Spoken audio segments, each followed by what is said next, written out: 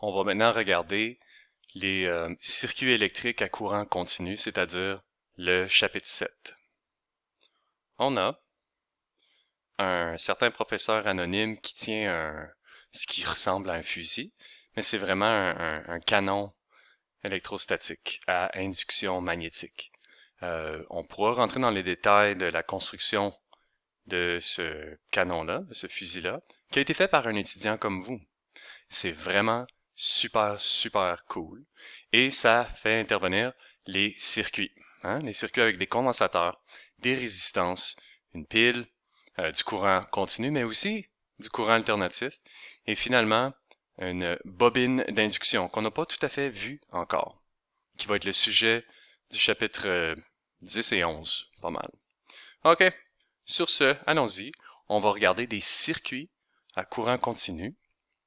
On va parler de leur force électromotrice, c'est-à-dire de leur élévation de potentiel, différence de potentiel aux bornes. Ici, je veux dire, on a une borne qui est élevée par rapport à une autre.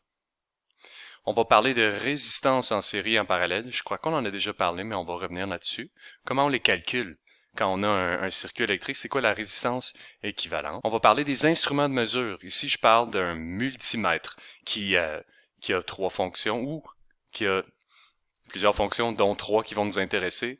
La mesure du courant avec un ampère-mètre, la mesure du potentiel avec un voltmètre, et la mesure de la résistance avec un ohmmètre. Donc, on va regarder comment fonctionnent ces instruments-là. Le gros de ce chapitre va être les lois de Kirchhoff. Ici, vous pensez à la loi des nœuds. Donc, c'est moi en train d'essayer de dessiner un nœud, là. OK, le courant qui rentre. Bref, la loi des nœuds, mais aussi la loi des mailles. Hein? Peut-être que vous avez déjà vu quelque chose comme ça. Ça va être le gros du chapitre. On va résoudre des problèmes qui font appel à des circuits électriques avec des résistances et des condensateurs et des différences de potentiel qu'on appelle aussi force électromotrice. Mais on va se servir des lois de Kirchhoff pour générer des équations et trouver des inconnus.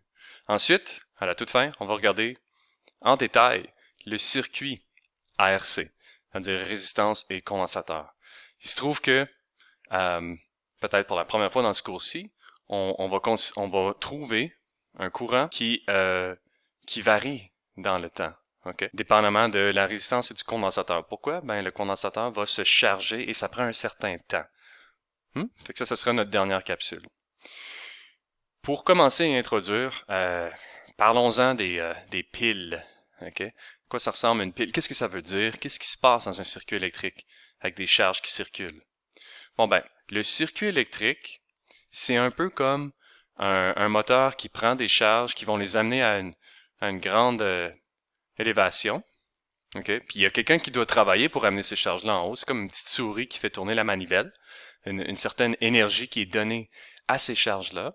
Ensuite, ces charges-là vont descendre à travers un tuyau visqueux qu'on appelle résistance.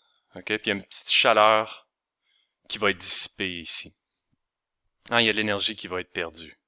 Ça, c'est une façon de modéliser, si tu veux, le circuit électrique, avec un courant I dans la direction des charges positives. On a la borne positive de potentiel. Ici, on est en bas. Et quand on arrive à la pile, ben, on gagne un potentiel. OK? C'est simplifié dans les dessins de circuits électriques de la façon suivante. Ça ressemble à ça. Symboliquement, le circuit électrique. Ça, c'est la pile, c'est le moteur avec la petite souris. Ça, c'est la résistance. Le tuyau visqueux qui va créer des pertes. OK? RI carré. On a vu la puissance dissipée, hein? Et finalement le courant qui est le mouvement de ces charges. C'est à peu près ça. OK? Ça va être le circuit électrique.